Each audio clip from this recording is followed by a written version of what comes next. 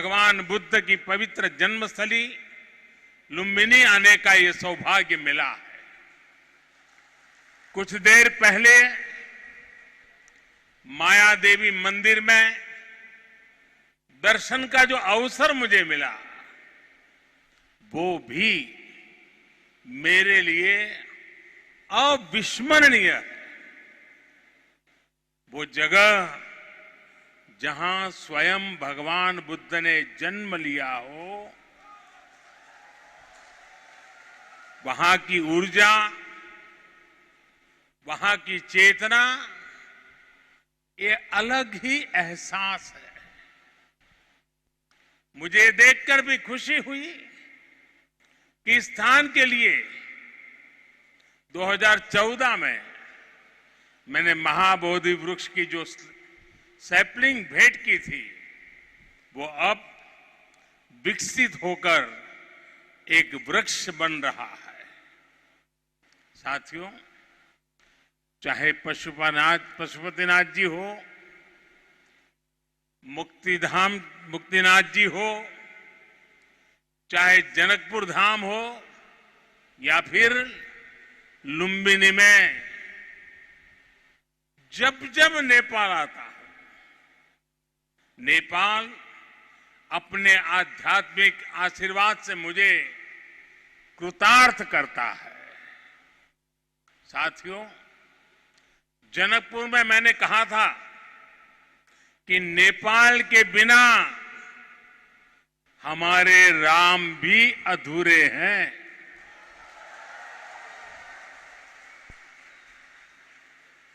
मुझे पता है कि आज जब भारत में भगवान श्री राम का भव्य मंदिर बन रहा है, तो नेपाल के लोग भी उतना ही खुशी महसूस कर रहे हैं। साथियों, नेपाल यानी दुनिया के सबसे ऊंचे पर्वत सागर माथा का देश। नेपाल यानी दुनिया के अनेक पवित्र तीर्थों, मंदिरों और मठों का देश। नेपाल यानी दुनिया की प्राचीन सभ्यता, संस्कृति को सहेज कर रखने वाला देश। नेपाल आउँदा मलाई कुनै राजनीतिक भ्रमण भन्दा अलग औटा छुट्टै आध्यात्मिक अनुभूति हुन्छ। भारत और भारत के लोगों ने हजारों सालों से नेपाल को इसी दृष्टि और आस्था के साथ देखा है। मुझे विश्वास है, अभी कुछ समय पहले जब शेर बहादुर देवबा जी, श्रीमती आरजू देवबा जी भारत गए थे, और जैसा अभी देवबा जी ने वर्णन किया बनारस का, काशी विश्वनाथ धाम की यात्रा की थी, तो उन्हें भी ऐसी ही अनुभूति भारत के लिए भी होना बहुत स्वाभाविक है। साथियों, ये साझी विरासत, ये साझी संस्कृति, ये साझी आस्था और ये साझा प्रेम, यही हमारी सबसे बड़ी पूंजी है। और ये पूंजी जितनी समृद्ध होगी, हम उतने ही प्रभावी ढंग से साथ मिलकर दुनिया तक भगवान बुद्ध का संदेश पहुंचा सकते हैं, दुनिया को दिशा दे सकते हैं। आज जिस तरह की वैश्विक परिस्थितियां बन रही हैं, उसमें भारत और नेपाल की निरंतर मजबूती होती मित्रता, हमारी घनिष्ठता संपूर्ण मानवता के हित का काम करेगी। और इसमें भगवान बुद्ध के प्रति हम दोनों ही देशों की आस्था, उनके प्रति असीम श्रद्धा हमें एक सूत्र में जोड़ती है, एक परिवार का सदस्य बनाती है। भाइयों और बहनों, बुद्ध मानवता के सामूहिक बोध का अवतरण है। बुद्ध बोध भी है और बुद्ध शोध भी है, बुद्ध विचार भी है और बुद्ध संस्कार भी है। बुद्ध इसलिए विशेष हैं कि उन्होंने केवल उपदेश नहीं दिए, बल्कि उन्होंने मानवता को ज्ञान की अनुभूति करवाई। उन्होंने महान वैभवशाली राज्य और चरम सुख सुविधाओं को त्यागने का साहस किया। निश्चित रूप से उनका जन्म किसी साधारण बालक के रूप में नहीं हुआ था, लेकिन उन्होंने हमें यह एहसास करवाया कि प्राप्ति से भी ज्यादा महत्व त्याग का होता है। त्याग से ही प्राप्ति पूर्ण होती है। इसलिए वो जंगलों में विचरे, उन्होंने तप किया, शोध किया।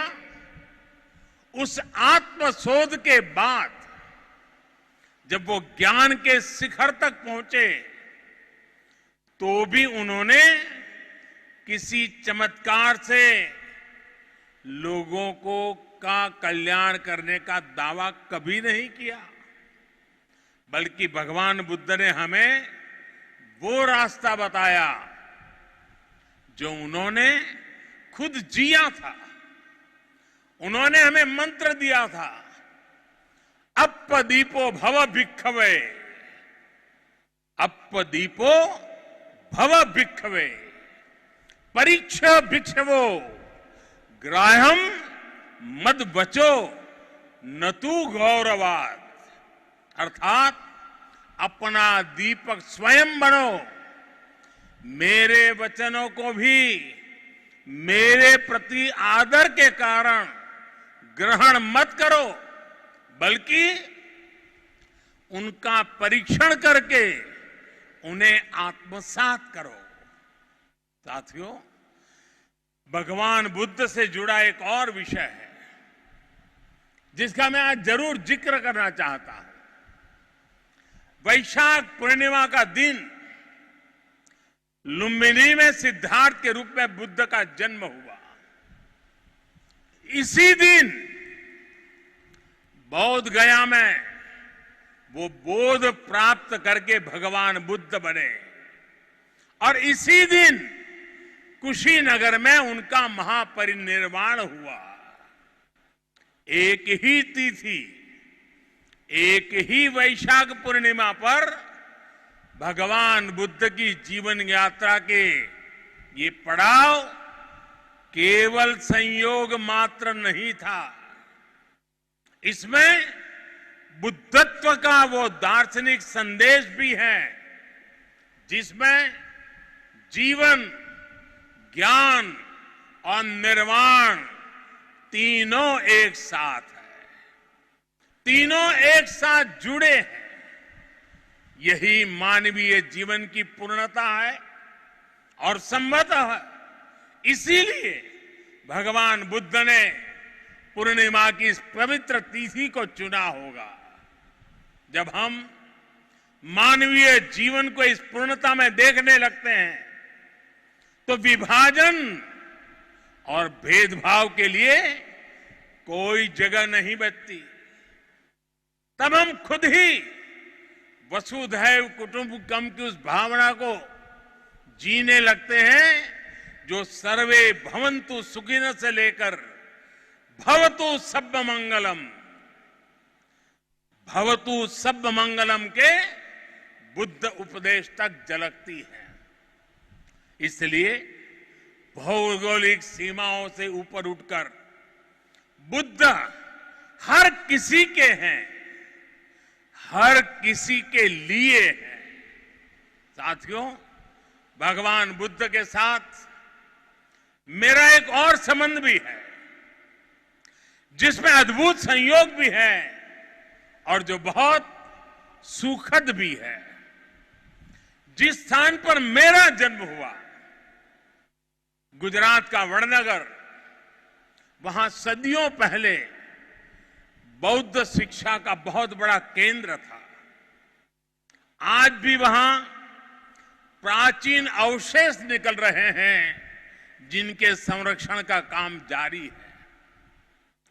और हम तो जानते हैं, हिंदुस्तान में कई नगर ऐसे हैं, कई शहर, कई स्थान ऐसे हैं जिसको लोग बड़े गर्व के साथ उस राज्य के काशी के रूप में जानते हैं।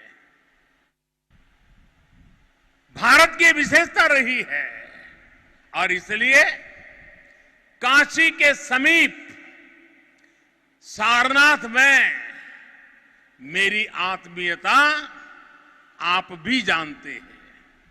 भारत में सारनाथ, बोध गया और कुशीनगर से लेकर नेपाल में लुम्बिनी तक ये पवित्र स्थान हमारी सांझी विरासत और सांझे मूल्यों का प्रतीक है। हमें इस विरासत को साथ मिलकर विकसित करना है और आगे समृद्ध भी करना है। अभी हम दोनों देशों के प्रधानमंत्रियों ने यहां India international centre for Buddhist culture and heritage का शिलान्यास भी किया है। इसका निर्माण international Buddhist confederation of India द्वारा किया जाएगा। हमारे सहयोग के इस दशकों पुराने सपने को साकार करने में प्रधानमंत्री देवबा जी ने उनका अहम योगदान है। लुम्बिनी डेवलपमेंट ट्रस्ट के अध्यक्ष के रूप में उन्होंने इंटरनेशनल बुद्धिस्ट कॉन्फेडरेशन को इसके लिए जमीन देने का निर्णय लिया था और अब इस प्रोजेक्ट को पूरा करने में भी उनकी ओर से पूरा सहयोग किया जा रहा है। इसके लिए हम सभी हृदय से उनके आभारी हैं। मुझे खुशी है कि नेपाल सरकार बुद्ध सर्किट और लुम्बिनी के विकास के सभी प्रयासों को सहयोग दे रही है, विकास की सभी संभावनाओं को भी साकार कर रही है। नेपाल में लुम्बिनी म्यूजियम का निर्माण भी दोनों देशों के साझा सहयोग का उदाहरण है और आज हमने लुम्बिनी बुद्धिस्ट यूनिवर्सिटी में doctor Baba Saheb Ambedkar chair for Buddhist studies स्थापित करने का भी निर्णय लिया। साथियों, भारत और नेपाल के अनेक तीर्थों ने सदियों से सभ्यता, संस्कृति और ज्ञान की विशाल परंपरा को गति दी है। आज भी इन तीर्थों में पूरी दुनिया से लाखों श्रद्धालु हर साल आते हैं। हमें भविष्य में अपने इन प्रयासों को और गति देनी होगी। हमारी सरकारों ने भैरवा और सौनौली में इंटीग्रेटेड चेकपोस्ट बनाने जैसे फैसले भी लिए हैं। इसका काम भी शुरू हो गया है। ये पोस्ट बनने के बाद बॉर्डर पर लोगों के आवागमन के लिए सुविधा बढ़ेगी। भारत आने वाले इंटरनेशनल टूरिस्ट ज्यादा आसानी से नेपाल आ सकेंगे। साथ ही इससे व्यापार और जरूरी चीजों के ट्रांसपोर्टेशन को भी गति मिलेगी। भारत और नेपाल दोनों ही देशों के बीच मिलकर के काम करने के लिए ऐसी अपार संभावनाएं हैं। हमारे इन प्रयासों का लाभ दोनों देशों के नागरिकों को मिलेगा। साथियों, भारत और नेपाल बीच को संबंध हिमालय जस्ते अटल छे। हिमालय जति के पुरानो छे।